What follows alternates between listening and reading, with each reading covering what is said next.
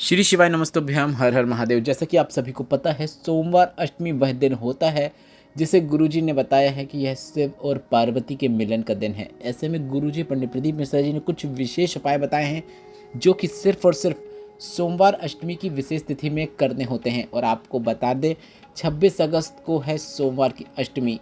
कृष्ण जन्माष्टमी का भी विशेष संयोग बन रहा है। ऐसे दुर्लभ संयोग में सोमवार अष्टमी के अगर आप उपाय करते हैं तो उसका आपको लाभ जो है वह अधिकता में ही मिलने वाला है। आपकी जो मनोकामना है वह निश्चित ही अगली सोमवार अष्टमी आने से पहले पूर्ण होती हुई आपको नजर आएगी। गुरुजी ने कहा है कि सोमवार अष्टमी वर्ष में सिर्फ 3 से 4 बार ही आती है। ऐसे में आपको यह उपाय करने का मौका बार बार भी नहीं मिलता है। वर्ष में 3 से 4 बार ही आपको ऐसा मौका मिलता है। पर कृष्ण जन्माष्टमी हो साथ में सोमवार अष्टमी हो, ऐसा दुर्लभ संयोग वर्षों बाद ही देखने को मिलता है। तो इस वीडियो में हम आपको गुरुजी पंडित प्रदीप मिश्रा जी के बताए सोमवार अष्टमी के 9 उपायों को वीडियो के माध्यम से करके बताएंगे, ताकि देखकर समझने में आपको आसानी हो और 26 अगस्त सोमवार अष्टमी के दिन आप यह उपाय करके अधिक से अधिक लाभ प्राप्त कर सकें। बढ़ते हैं पहले विशेष उपाय की ओर। अगर घर में पैसा टिक नहीं रहा है, कर्जा बढ़ते चले आ रहा है, जीवन में परेशानियां ही परेशानियां हैं, आर्थिक स्थिति ठीक नहीं है, पैसों की तंगी बनी हुई है, तो धन प्राप्ति के लिए, लक्ष्मी प्राप्ति के लिए आपको पंचपुष्प शिव महापुराण कथा का गुरु जी का बताया एकदम सरल और आसान उपाय करना है। आपको शिवलिंग पे ऐसा धतूरा अर्पित करना है जिस धतूरे की जो नीचे की डंडी होती है वह लाल से रंग की होती है। अगर आपको धतूरा मिल जाए तो आप धतूरा शिवलिंग पर अर्पित कर सकते हैं। इस प्रकार से अर्पित करें कि धतूरे की डंडी आपके विपरीत ओर हो। अगर धतूरा नहीं मिल रहा है तो आप भोलेनाथ के शिवलिंग पर धतूरे के पुष्प को भी अर्पित कर सकते हैं। सोमवार की अष्टमी के दिन भोलेनाथ के शिवलिंग पर अगर आप धतूरा या फिर धतूरे का पुष्प अर्पित कर रहे हैं तो आपके घर में धन संपदा की कभी कमी नहीं होती है। अगर व्यापार है तो वह आगे बढ़ता है, नौकरी नहीं है तो नौकरी की भी प्राप्ति होती है। बस आपको साथ में कर्म भी करना है। फल की चिंता आप मत कीजिए, वह भोलेनाथ आपको जरूर प्रदान कर ही देंगे। बढ़ते हैं दूसरे विशेष उपाय की ओर। गुरुजी ने कहा, एक नारी के जीवन में कई बार विषम परिस्थितियां आ जाती हैं, उसके आंखों के आंसू रुकते नहीं हैं, पति मदिरा में पड़ा हुआ है, इधर उधर से उसे ताने सुनने को मिलते हैं, जीवन में उसके कुछ भी अच्छा नहीं होता है। तो शिव महापुराण की कथा कहती है, आपको एक चावल का दाना लेना है। इस चावल के दाने को आपको लाल चंदन का उपयोग करते हुए लाल कर लेना है। साथ ही आपको एक बेलपत्र लेना है और एक लाल पुष्प की पंखुड़ी लेना है। लाल पुष्प आप गुलाब का भी ले सकते हैं या फिर गुलाब के लाल पुष्प की एक पंखुड़ी भी मिल जाए तो भी पर्याप्त है। यह उपाय सिर्फ और सिर्फ सोमवार की अष्टमी के दिन किया जाता है। तो यह उपाय आप सिर्फ और सिर्फ सोमवार अष्टमी के दिन कर पाते हैं तो 26 अगस्त को आप यह उपाय करना बिल्कुल ना भूलें।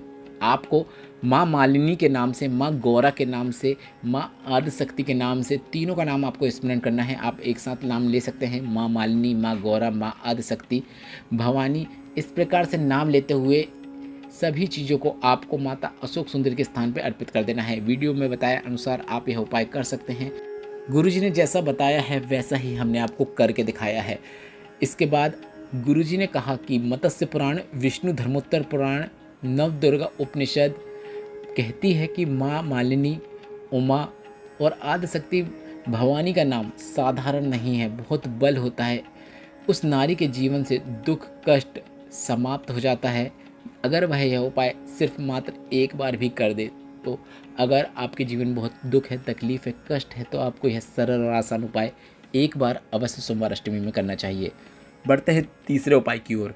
घर में अगर कोई व्यक्ति बार बार बीमार पड़ता है तो उसके शरीर से कष्ट को दूर करने के लिए, उसके घुटने का दर्द हो, कमर का दर्द हो, पीठ का दर्द हो, कंधे का दर्द हो, सर दुखता हो, आंखों में जलन होती हो या फिर शरीर में किसी भी प्रकार की तकलीफ होती हो, तो शिव महापुराण की कथा कहती है कि सोमवार अष्टमी की तिथि जब आए तो 14 चने की दाल लेना है और आपको उस व्यक्ति के ऊपर से 14 बार उतार कर शंकर भगवान की शिवलिंग पर कोई भी शंकर भगवान का नाम लेते हुए या फिर मंत्र जाप करते हुए अर्पित कर देना है। आप श्री शिवाय नमस्तुभ्यम बोलते हुए भी अर्पित कर सकते हैं या फिर आप नमः शिवाय या फिर ओम नमः शिवाय मंत्र का भी उच्चारण कर सकते हैं।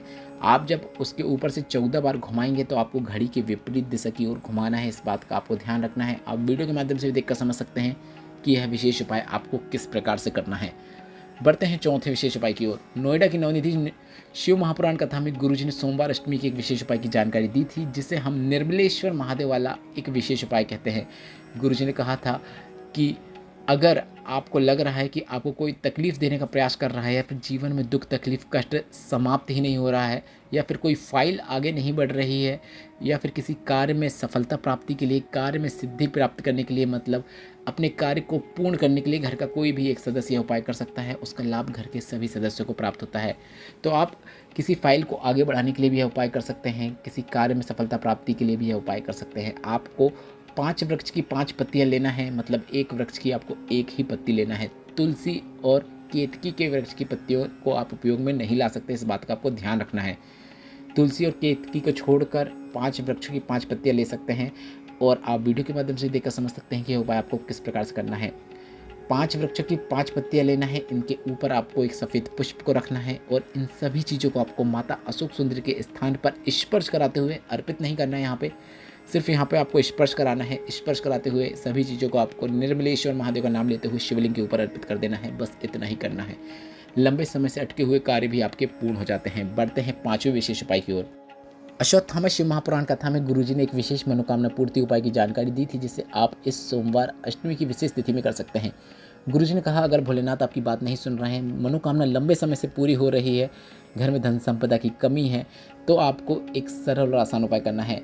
आपको एक कलश में जल भर लेना है और सबसे पहले जल आपको गणेश भगवान के स्थान पर अर्पित करना है। इसके बाद शरण कार्तिकेय भगवान, इसके बाद माता अशोक सुंदरी, इसके बाद शिवलिंग का कटी भाग माता पार्वती का हस्तकमल वहाँ पर, और अंत में आपको शिवलिंग के ऊपर जल अर्पित न करते हुए बचा हुआ पूरा जल आपको बेलपत्र के वृक्ष के नीचे जाकर श्री शिवाय नमस्तुभ्यम बोलते हुए अर्पित कर देना है। यह उपाय रोज नहीं करना है, इस बात का ध्यान रखें। यह उपाय सिर्फ और सिर्फ सोमवार अष्टमी के दिन करना है।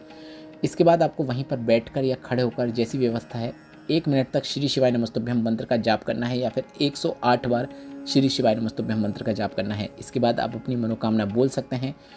मनोकामना आपकी अगली सोमवार अष्टमी के आने के पहले पूर्ण हो जाती है। गुरुजी ने कहा कि यह निश्चितता है। बढ़ते हैं 6वें विशेष उपाय की ओर।